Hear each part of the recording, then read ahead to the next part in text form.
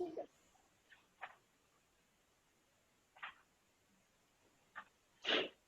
कल हमने मेटल कार्बोनल्स की बात की थी। आज हम बात करते हैं कि जो हमने कल मेटल कार्बोनल देखा था, मतलब मेटल और कार्बोनिल ग्रुप के बीच का बॉन्ड, वो बॉन्डिंग होती कैसे। तो क्वेश्चन लिखो, explain the bonding in metal कार्बोनल। Explain the bonding in metal carbonyls. इसे बहुत ध्यान से समझना, बहुत इंपॉर्टेंट है और बहुत इजी भी है अगर आपको ऑर्बिटल्स की स्ट्रक्चर बनानी आती है, शेप बनानी आती है। सॉरी, मेटल है, मेटल के पास क्या होता है, वैकेंट डी ऑर्बिटल। तो इसमें हम डी ऑर्बिटल की शेप बनाएंगे। इधर वाला लोब, ये वाला लोब बनाना है बना लो। अगर डायग्राम में दोनों बना के दिखा देती हूँ। वेट, ये जेड हो गया मान लो, ये एक्स, ये वाई। हमारे सिर्फ ये 3 लोब इन्वॉल्व होंगे बॉन्डिंग में। ये इनके जस्ट रिवर्स वाले होते हैं, ऐसे बनाते हैं ना, ये इसका दूसरा पार्ट होता है जस्ट। ठीक है, और अगर नहीं बनाना तो ना आप बनाओ, कोई फर्क नहीं पड़ता। ठीक, इसी तरह हम कार्बन ग्रुप की बात करते हैं।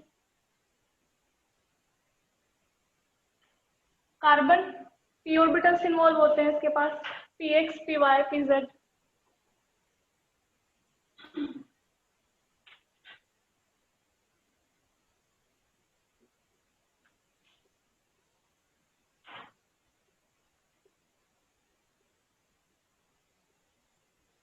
इस तरह से इनके ऑर्बिटल्स होते हैं। अब प्रोसेस में क्या होता है, कार्बोनिल हमारा लिगेंड है, लिगेंड के पास क्या होंगे, इलेक्ट्रॉन्स होंगे। ठीक, तो सबसे पहले हमारी होती है, आपने सिग्मा बॉन्ड और पाई बॉन्ड की फॉर्मेशन देखी होगी। सिग्मा बॉन्ड बनता है bye head on overlapping, right, ऐसे ओवरलैप करने से। और जो हमारा पाई बॉन्ड बनता है वो साइडवेज ओवरलैपिंग से बनता है। तो सबसे पहले कौन सा बॉन्ड बनता है, सिग्मा या पाई। सिग्मा बॉन्ड बनता है, वो बनता है हेड ऑन ओवरलैपिंग से। तो यहाँ पर हेड ऑन ओवरलैपिंग होगी हमारी, तो सिग्मा बॉन्ड बनेगा यहाँ से। कौन किसको इलेक्ट्रॉन देता है, कार्बोनिल ग्रुप के पास इलेक्ट्रॉन होते हैं। मान लो ये फील्ड ऑर्बिटल दिखा दिया हमने, इसमें इलेक्ट्रॉन दिखा दो, कैसे तो यहाँ इसके पास से इलेक्ट्रॉन मेटल के वैकेंट डी में चले गए। कौन सा बॉन्ड बना, सिग्मा। इतना कार्बन नहीं हो में होती। अब इसमें क्या, अगर हमारे मेटल के पास ऑर्बिटल में इलेक्ट्रॉन प्रेजेंट है, अगर हमारे मेटल के पास इलेक्ट्रॉन प्रेजेंट है, मतलब इनके अंदर इलेक्ट्रॉन्स प्रेजेंट है, तो क्या होगा, हम लोग कुछ खाना बनाते हैं अच्छा सा घर में, तो क्या करते हैं हम, कई बार अपने पड़ोसियों को देकर आते हैं, टिफिन में डाल दो।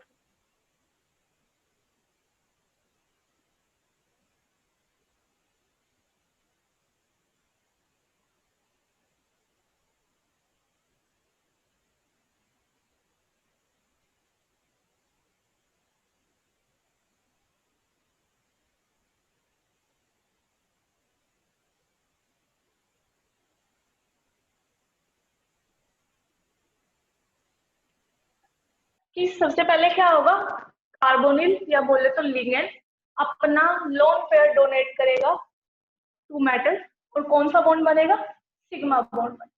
फिर हमने बात की थी, अगर मेटल के पास उसके डी ऑर्बिटल में इलेक्ट्रॉन्स प्रेजेंट है तो क्या होगा, इसको हम समझ रहे थे कैसे, कि भाई हम अपने पड़ोसी के घर टिफिन में डाल के कुछ अच्छी सी चीज देके आए, तो वो क्या करते हैं, जब हमें टिफिन वापस करते हैं मैक्सिमम टाइम वो टिफिन में कुछ डाल के हमें वापस देते हैं। तो यही काम यहाँ पर हो रहा है कि कार्बोनिल ग्रुप ने इनको कुछ दिया, तो अब अच्छा पड़ोसी होने का सबूत देने के लिए इन्होंने क्या किया, इसको वापस इलेक्ट्रॉन्स दिए। तो एक बॉन्ड बनने के बाद जो दूसरा बॉन्ड बनता है वो कौन सा बॉन्ड बनता है, पाई बॉन्ड बनता है। तो यहाँ पर फॉर्मेशन हो जाएगी पाई बॉन्ड की। पाई बॉन्ड में 2 ओवरलैपिंग्स होती है एक साथ, पाई बॉन्ड इस तरह बनता है ना, तो इसलिए 3 बॉन्ड मत समझना, ये दोनों पाई के हैं और ये एक अकेला सिग्मा के। देखो यहाँ पर पाई बॉन्ड में 2 जगह पर ओवरलैपिंग होती है और सिग्मा बॉन्ड में सिर्फ एक जगह पर ओवरलैपिंग होती है। ये चीज देखी हुई है आप लोगों ने, ठीक है। लेकिन कब होगी ये कंडीशन? जब मेटल के पास इलेक्ट्रॉन्स देने के लिए होंगे। वही बात है, अगर आप पड़ोसी के घर टिफिन देने आओ जाओगे, ठीक, तो वहां से उम्मीद करते हो कि कुछ ना कुछ हमें मिलेगा वापस डब्बे। लेकिन अगर वही काम आप गरीब के घर दान करने जाओ अपने टिफिन से, तो आप वहां से एक्सपेक्ट नहीं कर सकते कि आपके टिफिन में कुछ वापस आएगा। तो दान वही करेगा जिसके पास होगा। अगर मेटल के पास डी ऑर्बिटल में इलेक्ट्रॉन होंगे तो वो क्या कर देगा? देखो पहले एक बॉन्ड बन चुका है, अब ये बॉन्ड इस साइड से बन रहा है, तो हम बोल देंगे इस केस में हुई है बैक बॉन्डिंग। कौन सी बॉन्डिंग हुई है इस केस में? बैक बॉन्डिंग की फॉर्मेशन हुई है। तो यहाँ पर होती है बैक बॉन्डिंग। अच्छा मुझे ये बताओ, सिंगल बॉन्ड स्टेबल होता है या डबल बॉन्ड स्टेबल होता है? एक लकड़ी को तोड़ना आसान है कि 2 लकड़ियों को तोड़ना आसान है? सिंगल लकड़ी को। तो सिंगल बॉन्ड वीक होता है और डबल बॉन्ड स्ट्रॉन्ग और ट्रिपल बॉन्ड और ज्यादा स्ट्रॉन्ग हो जाता है, ठीक है। एक लकड़ी को तोड़ेंगे तो आराम से टूट जाती है, वहीं हमें दो, अब मैं एक मार्कर को तोड़ना चाहूँ आराम से तोड़ दूंगी, लेकिन वहीं मेरे हाथ में 2 मार्कर पकड़ा दो नहीं तोड़ पाऊंगी मैं।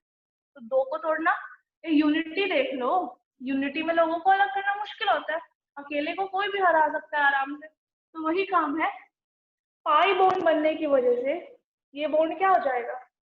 स्ट्रोंग हो जाएगा, ठीक है, क्योंकि अब 2 हो गए हैं इकट्ठे तो दोनों की स्ट्रेंथ बढ़ गई, या हम बोले इसके बनने की वजह से इसकी स्ट्रेंथ इंक्रीज हो जाती है।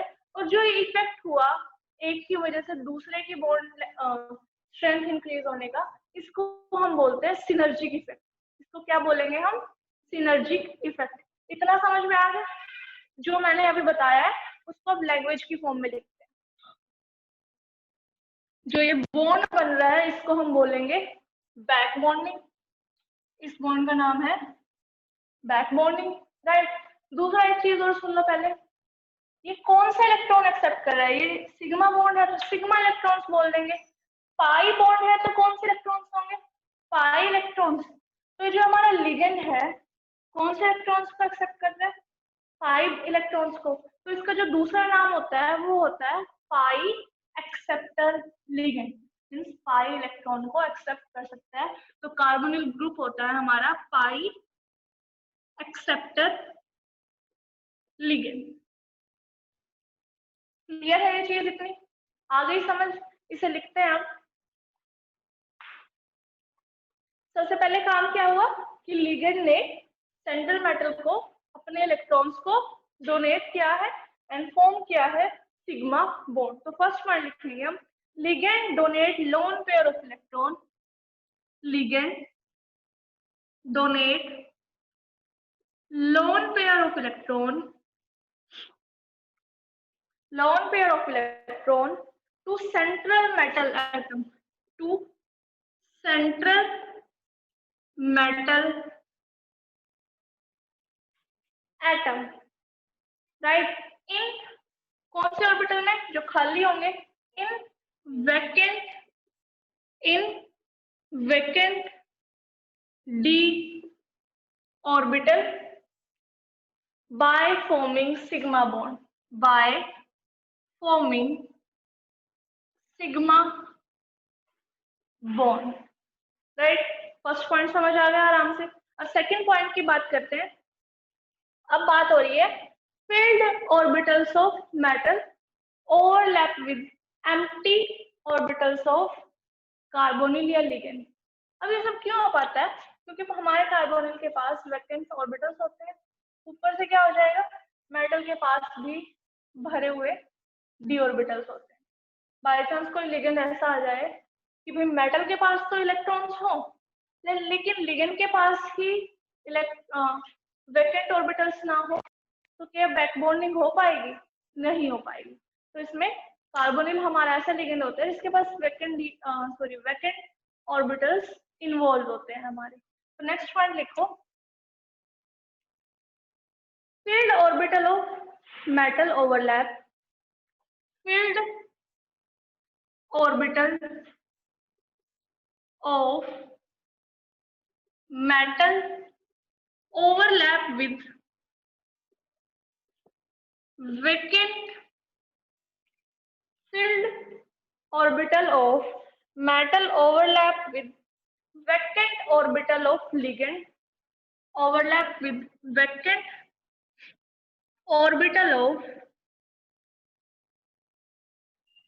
ligand by forming pi bond, by forming pi bond, मतलब क्या हो गई यहाँ पर, बैक बॉन्डिंग। कौन सी बॉन्डिंग हो गई यहाँ पर, बैक बॉन्डिंग। अब थर्ड केस की बात करते हैं कि भाई पाई बॉन्ड बनने की वजह से सिग्मा बॉन्ड या पहले वाला सेकंड बॉन्ड बनने की वजह से जो दूसरा बॉन्ड है हमारा, सॉरी जो पहले बॉन्ड बना था वो क्या हुआ है, उसकी स्ट्रेंथ इंक्रीज हो गई है और इसी को हमने नाम दिया है सिनर्जिक इफेक्ट। लिखो, formation of second bond, formation of second bond means bracket में, मतलब हम पाई बॉन्ड की बात कर रहे हैं, strengthens the first bond, strengthens the first bond means pi bond, called synergic effect, called synergic effect। Clear है इतना, right. Third sorry fourth part की बात करते हैं। जो कार्बन मोनोऑक्साइड है क्या कर रहा है, वो एक्सेप्ट कर रहा है pi electrons, so that's why known as pi acceptor ligand। Next है हमारा फोर्थ कि carbon monoxide accept, carbon monoxide, carbon monoxide accept lone pair of electron by forming pi bond, accept lone pair of electron by forming pi bond, so called pi acceptor ligand, so called pi acceptor ligand। Clear है इतनी चीज सभी को, आ गया समझ? अगर आपको ये डायग्राम समझ आ जाता है तो ये तीनों पॉइंट्स आराम से समझ आ जाएंगे, अगर डायग्राम समझ नहीं आया तो पॉइंट्स भी समझ नहीं आए।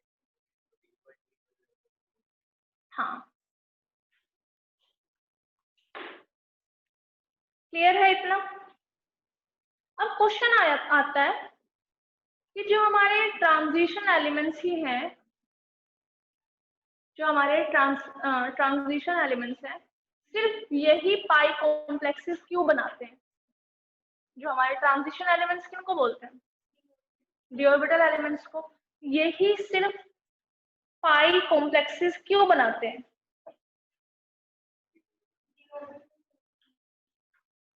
हाँ, क्योंकि इनके पास वैकेंट डी ऑर्बिटल्स होते हैं, तो that's why they can form pi complexes. तो क्वेश्चन लिखेंगे हम, ये लिख लिया ना सभी ने?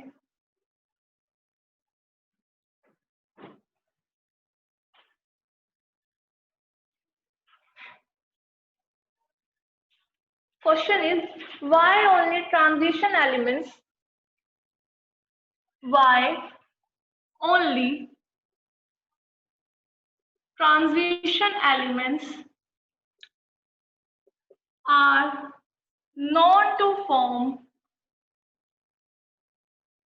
pi complexes? Are known to form pi complexes। इसमें हम लिख सकते हैं कि भाई वो क्या करते हैं, sorry vacant D orbitals contain करते हैं, इसलिए वो क्या फॉर्म करते हैं, पाई कॉम्प्लेक्सेस फॉर्म करते हैं। ठीक है,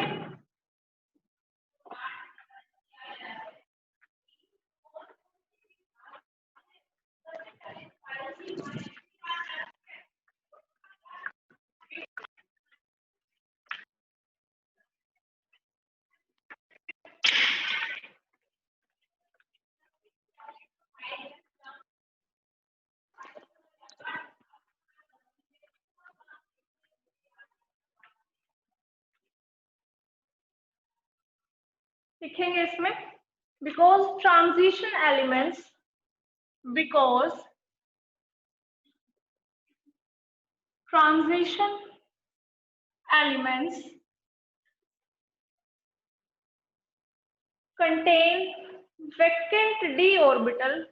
contain vacant d orbital to accept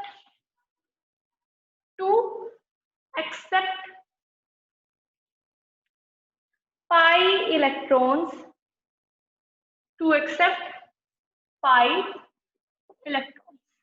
clear है इतनी चीज?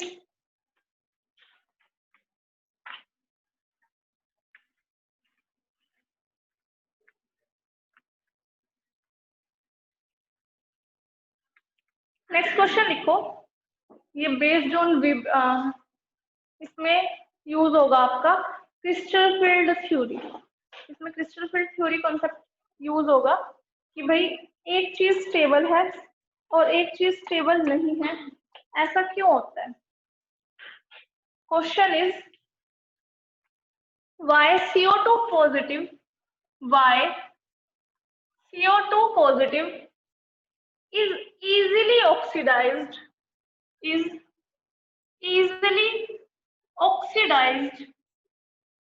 to CO3 positive in presence of strong ligand,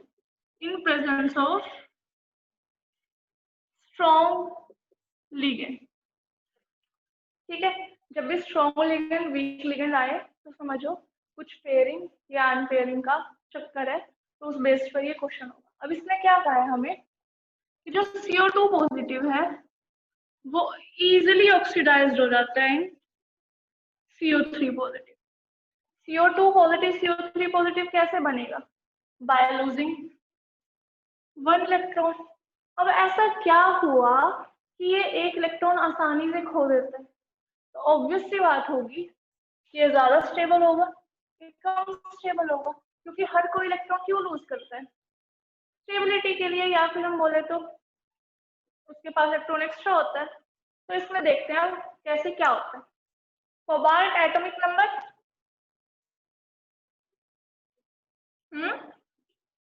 27,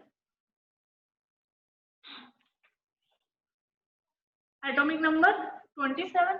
यहाँ पर हम 2 पॉजिटिव की बात कर रहे हैं तो -2 electron. Configuration will be argon 18 3d7 4s2। कितना इलेक्ट्रॉन गया? 2 इलेक्ट्रॉन गया, तो यहाँ से जाएगा हमारा 2 इलेक्ट्रॉन, ये बन जाएगा आर्गन 18 3d7। अब डी ऑर्बिटल दिखाएंगे, कौन सा लिगेंड है? स्ट्रॉन्ग लिगेंड है, तो यहाँ पर हम स्प्लिटिंग दिखा देंगे डायरेक्ट डी ऑर्बिटल की। ये बन जाएगा ठीक, ये T2 जी, ये हमारा ये जी 7 इलेक्ट्रॉन्स है, तो 1 2 3। अब स्ट्रॉन्ग लिगेंड क्या कराता है? पेयरिंग करा देते 4 5 6 और यहाँ पर एक 7। क्लियर है? अगर ये एक इलेक्ट्रॉन इसको गायब कर दे तो एक तरह से अगर इसको हम छुपा ले, कैसा दिख रहा है? फुल्ली फिल्ड दिख रहा है। ये एक इलेक्ट्रॉन एक्स्ट्रा तो लेके बैठा है, ये फुल्ली फिल्ड हो जाएगा। और फुल्ली फिल्ड ऑर्बिटल्स क्या होते हैं? Extra stable. तो स्टेबिलिटी को अचीव करने के लिए ये इलेक्ट्रॉन लूज कर देगा। इसी तरह हम इसके बनाएंगे, क्या बन जाएगा यहाँ पर? CO3 positive 27 - 3 electron. Configuration will be argon 18 3d7 4s2। अब 3 इलेक्ट्रॉन्स जाएंगे, 2 इसमें से 1 इसमें, राइट? यहाँ आएगा आर्गन 18 3d6, आर्गन 18 3d6। वही हम स्प्लिटिंग करके दिखा देते हैं 1 2 3 4 5। एक तरह से क्या मिल गया हमें? Fully filled configuration are extra stable. तो स्टेबल है तो स्टेबल फॉर्म में रहना पसंद करेगा, इसलिए एक इलेक्ट्रॉन को इजीली रिमूव कर देता है। इसको लिखेंगे कैसे?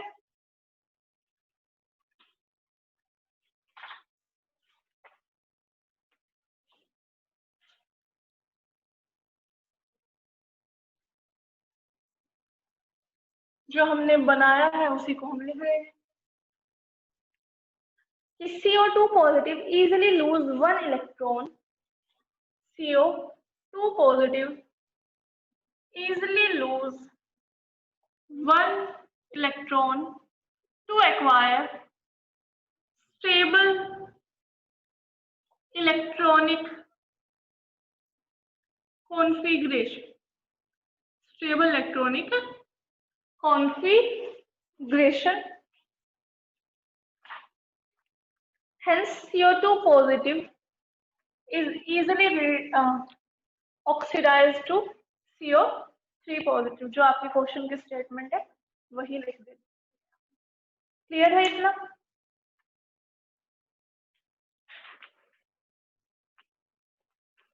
अब आती है एक स्पेक्ट्रोकेमिकल सीरीज। स्पेक्ट्रोकेमिकल सीरीज क्या होती है? उसमें हमारे डिफरेंट लिगेंड्स, मतलब बहुत सारे लिगेंड्स अरेंज होते हैं on the basis of increasing crystal field energy. ठीक है, वो सीरीज लिखनी है हमें। लिखो define electrochemical series, sorry spectrochemical series. Define spectrochemical series. Spectrochemical series, इसमें जो हमारे डिफरेंट लिगेंड्स होते हैं वो अरेंज होते हैं on the basis of their increasing crystal field splitting energy. ठीक है, मतलब वो ऑर्डर है एक तरह से स्ट्रॉन्ग लिगेंड्स और वीक लिगेंड्स। पहले वीक लिगेंड्स आएंगे, फिर आएंगे हमारे स्ट्रॉन्ग लिगेंड्स, क्योंकि क्रिस्टल फील्ड स्प्लिटिंग एनर्जी उनकी क्या होती है? ज्यादा होती है, इसलिए तो वो पेयरिंग कराते हैं। ठीक है, एनर्जी गैप ज्यादा होता है तो ऊपर तक इलेक्ट्रॉन जा नहीं पाते और इसलिए क्या हो जाती है? पेयरिंग हो जाती है। तो लिखो the arrangement of ligands, the arrangement of ligands on the basis of their increasing, on the basis of their increasing crystal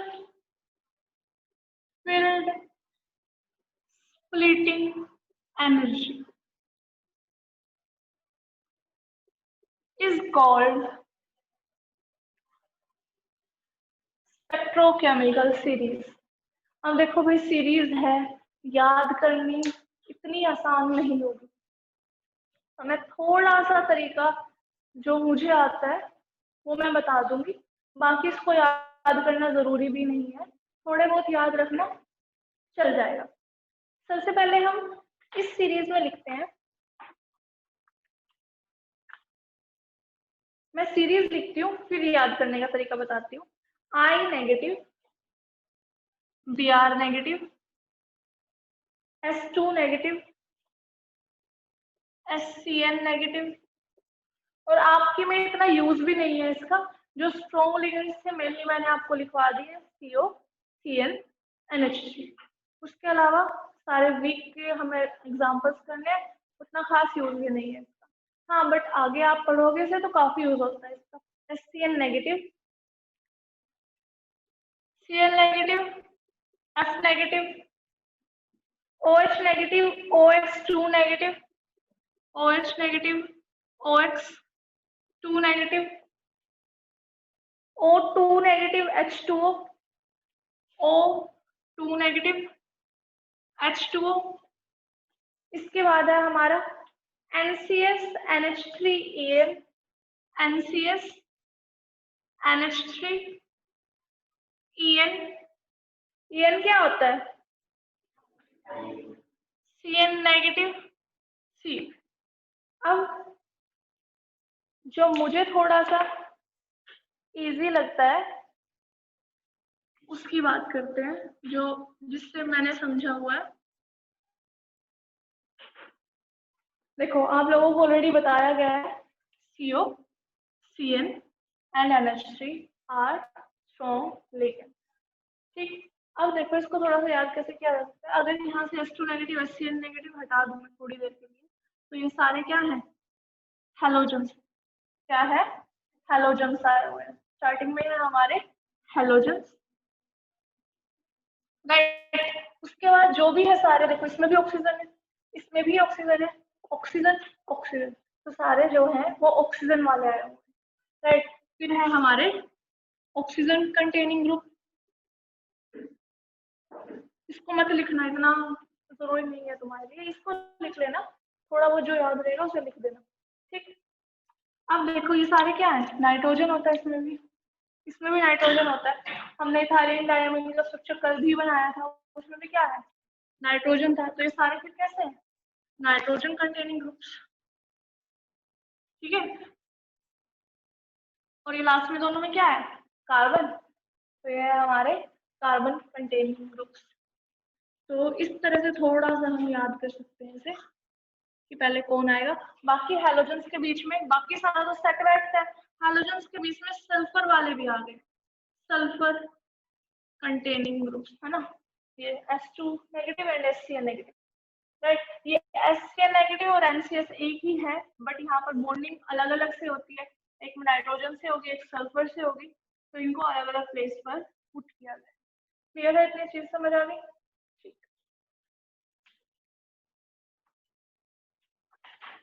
इसको हमने स्ट्रॉन्ग है, बट उसका एग्जाम्पल हम इतना करते भी नहीं, ज्यादातर आता है COs NH3 इन सब का ही पूछता है वो, या फिर वीक में F का आ गया, इन सब का आएगा। हम दो चार एग्जाम्पल और देख लेते हैं, उसका आइडिया लग जाएगा। एक क्वेश्चन और है, वो कर लेते हैं। हाँ, अब एक क्वेश्चन इसके बेस पे कर लेते हैं, क्रिस्टल फिल्ड स्प्लिटिंग एनर्जी के। क्वेश्चन लिखो, why CO is strong ligand, why, इसमें crystal field splitting energy use हो रही है थोड़ी सी, क्योंकि यहाँ पर आपको पता चल रहा है कि CO की क्रिस्टल फिल्ड स्प्लिटिंग एनर्जी ज्यादा है, या CO स्ट्रॉन्ग लिगेंड है, मतलब ये ऑर्डर है वीक, ये सारे वीक लिगेंड्स है, इधर हम कहाँ जा रहे हैं, स्ट्रॉन्ग लिगेंड की तरफ जा रहे हैं, ठीक। तो यहाँ से सीरीज से आपको पता चल गया कि CO लिगेंड स्ट्रॉन्ग है एज कम्पेयर टू NH। तो क्वेश्चन यही आता है कि जो CO है वो ज्यादा स्ट्रॉन्ग लिगेंड क्यों है, ज्यादा अच्छी बॉन्डिंग क्यों करता है as compare to NH3। Reason है आपका मेटल कार्बोनिल वाला, जो इससे पहला क्वेश्चन किया था, बता सकते हो थोड़ा सा जब तक मैं क्वेश्चन लिख रही हूँ। हाँ, क्योंकि उसके अंदर बैक बॉन्डिंग हो जाती है, पहले एक बॉन्ड था, मतलब वो बात हो गई कि हम एक ही घर में दो शादियां ऐसे करते, जैसे एक को अपनी लड़की दे दे और उनकी खुद ले आए, तो डबल रिश्ता बन गया, तो डबल रिश्तेदारी होगी तो ज्यादा वो होता है ना, अच्छा रिश्ता बन जाता है। तो question is why CO is strong ligand, why CO is strong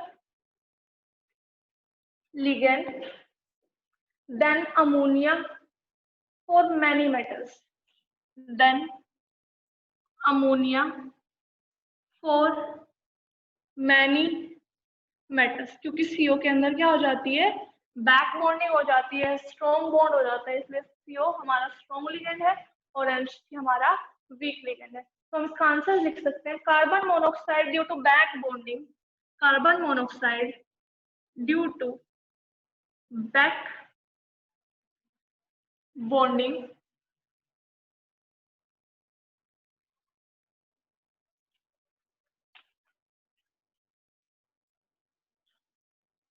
act as strong ligand.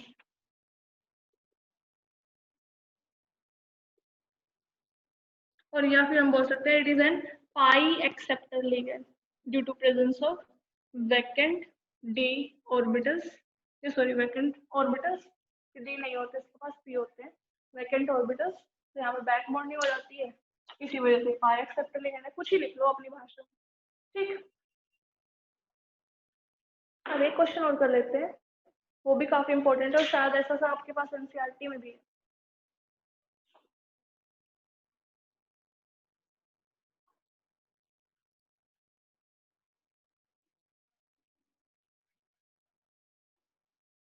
Question में देखो, मैं स्टेटमेंट नहीं लिखवा रही, क्वेश्चन में हमें गिवन है कोऑर्डिनेशन कॉम्प्लेक्स का फॉर्मूला नहीं गिवन है, उसमें सिंपली आपको बताया गया है कि कोई कंपाउंड है, कोऑर्डिनेशन कंपाउंड है जो बना हुआ है COCl3.6NH3 से मिलकर। अब ये किसी तरह भी अरेंज हो सकते हैं क्योंकि Cl भी लिगेंड का काम करता है और NH3 भी लिगेंड का काम करता है, ये किसी भी तरीके से अरेंज हो सकते हैं। तो हमें इसको कोऑर्डिनेशन कॉम्प्लेक्स का फॉर्मूला खुद लिखना है, फर्स्ट पार्ट तो ये। ठीक, अब हमें कैसे पता चलेगा कौन लिगेंड है, कौन बाहर काउंटर आयन की तरह काम करेगा?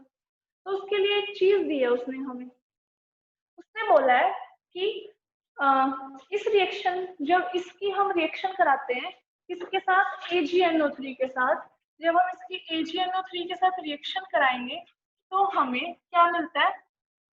3AgCl के प्रेसिपिटेट मिल जाते हैं, 3AgCl के प्रेसिपिटेट मिलते हैं। ये चीज आइसोमेरिज्म में आती है वैसे, पर आइसोमेरिज्म हट चुका है तो ऐसे ही बता देते हैं।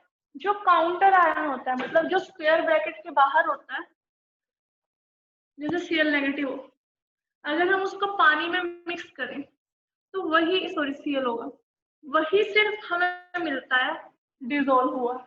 जो कॉम्प्लेक्स होता है वो कभी भी नहीं टूटेगा मीडियम में डिसॉल्व कर। ठीक, तो अगर हमारा Cl कॉम्प्लेक्स में होता, कॉम्प्लेक्स के अंदर होता, स्क्वायर ब्रैकेट के अंदर होता, तो कभी भी हमें AgCl एज अ प्रेसिपिटेट नहीं मिलता। और कितना AgCl मिला? तो मतलब तीनों ही क्लोरीन्स कहाँ पर है? ब्रैकेट के बाहर है, राइट? तो बचा क्या? CONH3। तो इस तरह से हमारा कॉम्प्लेक्स बन गया। सेकेंड पार्ट पूछा गया है, इसका नेम आप लोग लिख सकते हो by the help of IUPAC nomenclature. और अगर बाई चांस एक क्वेश्चन ऐसे भी आता है, इसी का टाइप है वो, कि वो बोल देता है कि 2AgCl, यहाँ पर आ जाए अगर कि 2AgCl गया है सिर्फ बाहर, इसका मतलब कुछ वो इस तरह होगा, NH3 बाहर। ठीक, तो वो कुछ इस तरह से होगा। तो आपको AgCl कितना है, कितना मोल AgCl मिला है, वो डिसाइड करेगा क्लोरीन अंदर है या बाहर। तो पहले क्वेश्चन, पहले पार्ट में तो इसके वो आपसे कॉम्प्लेक्स का फॉर्मूला ही पूछ लेगा और दूसरे पार्ट में इसका IUPAC नोमेनक्लेचर करा लेगा। इतनी चीज समझ में आई? ठीक,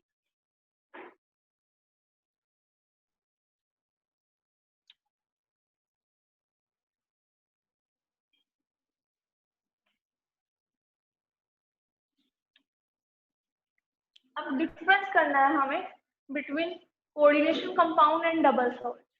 डबल सॉल्ट जैसे कि हमारे पास एग्जांपल के तौर पे हो जाएगा मोर सॉल्ट हो गया, सुना कभी मोर सॉल्ट? मोर सॉल्ट फॉर्मूला होता है उसका FeSO4 डॉट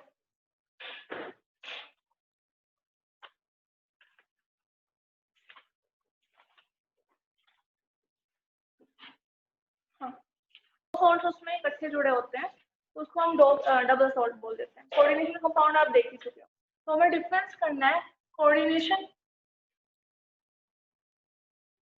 कंपाउंड और डबल सॉल्ट के बीच। कोऑर्डिनेशन कंपाउंड हम बहुत सारे देख चुके हैं, डबल सॉल्ट हम लेके चलते हैं FeSO4 डॉट NH4 FeSO4 एक साल्ट हो गया हमारा, इसमें Fe2 positive, SO4 negative, positive negative है, सॉल्ट हो गया। दूसरा है हमारा इसी में जुड़ा हुआ NH4 2 SO4, ये भी एक सॉल्ट है, NH4 positive plus SO4 2 negative dot 6H2, इसके साथ 6 वाटर मॉलिक्यूल्स जुड़े, राइट? डबल सॉल्ट ये रहा हमारा, दो सॉल्ट है तो डबल सॉल्ट नाम दे दिया। तो कोऑर्डिनेशन कंपाउंड हम बहुत सारे देख चुके हैं। ठीक, अब कोऑर्डिनेशन कंपाउंड कैसे बनता है? By the help of coordinate bond. तो कोऑर्डिनेशन कंपाउंड कंटेन करता है, it contains coordinate bond, right? और डबल सॉल्ट की बात करें तो डबल सॉल्ट के अंदर कोई कोऑर्डिनेट बॉन्ड नहीं होता, it do not contain coordinate bond, do not contain coordinate bond. Clear है इतनी चीज? राइट। अब सेकंड पॉइंट जो मैंने पिछले क्वेश्चन में बताया था वही कि जब हम कोऑर्डिनेशन कंपाउंड को एक्वा मीडियम में डालते हैं मतलब वाटर में डिसॉल्व करते हैं तो ये डिसोसिएट नहीं होता। मान लो इसका एग्जांपल लेके चल रहे हैं हम NiCN4 2 नेगेटिव, NiCN4 2 नेगेटिव, ये एग्जांपल लेके चल रहे हैं और उसका एग्जांपल हमने पहले ही ऊपर लिख दिया। राइट। तो जब हम इसको किस में डिसॉल्व करेंगे, NiCN4 2 नेगेटिव को एक्वा मीन्स वाटर में डिसॉल्व करेंगे तो ये टूटता नहीं है। लेकिन अगर हम इसको पानी में डिसॉल्व करें, जैसे हम NaCl को वाटर में डिसॉल्व करते हैं, वो किस में टूट जाता है, Na पॉजिटिव OH नेगेटिव। तो जब हम इसको पानी में डिसॉल्व करेंगे तो ये भी अपने रिस्पेक्टिव आयंस में टूट जाएगा। टूटेगा या नहीं टूटेगा? जैसे ये बन जाएगा Fe2 positive SO4 2 negative plus 2NH4 positive plus SO4 2 negative, अपने अपने रिस्पेक्टिव आयंस में टूट गया। तो एक्वस मीडियम में ये डिसोसिएट हो जाता है, oh sorry it do not dissociate in aqueous medium या it do not dissociate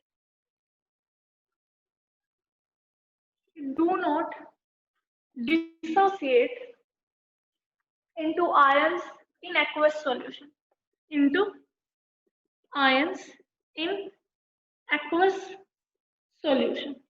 It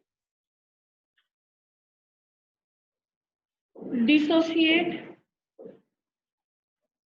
into ions in aqueous solution. अब थर्ड पॉइंट की बात करते हैं। इसी से जब मैंने इसको पानी में डिसॉल्व किया ये नहीं टूटा, तो जो इसकी आइडेंटिटी पहले थी इसको किसी मीडियम में डिसॉल्व करने के बाद भी वही है, क्योंकि डिसॉल्व तो हुआ ही नहीं है। इसकी बात करते हैं। यहाँ पर ये अपनी आइडेंटिटी खो देते हैं क्योंकि ये टूट चुके हैं। राइट। सोल्ट की पहचान कुछ और होती है, सोल्ट में पॉजिटिव नेगेटिव इकट्ठे, बाद में सारे अलग अलग हो जाते हैं। इसी से एक और नेक्स्ट पॉइंट समझो कि जो हमारे Ni है इसमें Ni2 पॉजिटिव की फॉर्म में है। Ni2 पॉजिटिव ना हमें मिला ना ये Ni2 पॉजिटिव का करेक्टर शो करेगा, ये करेक्टर शो करेगा अकॉर्डिंग टू होल कॉम्प्लेक्स या होल कंपाउंड। वहां पर बात करते हैं FeSO4 जिससे बना है उसी में टूट जाता है, तो उसी की प्रॉपर्टीज ये शो करता है। तो यहाँ पर ये होता है कि ये अपनी प्रॉपर्टीज को लूज नहीं करता, ये अपनी आइडेंटिटी लूज कर देता है। तो हम नेक्स्ट पॉइंट लिखेंगे it retains it identity in solution. Third point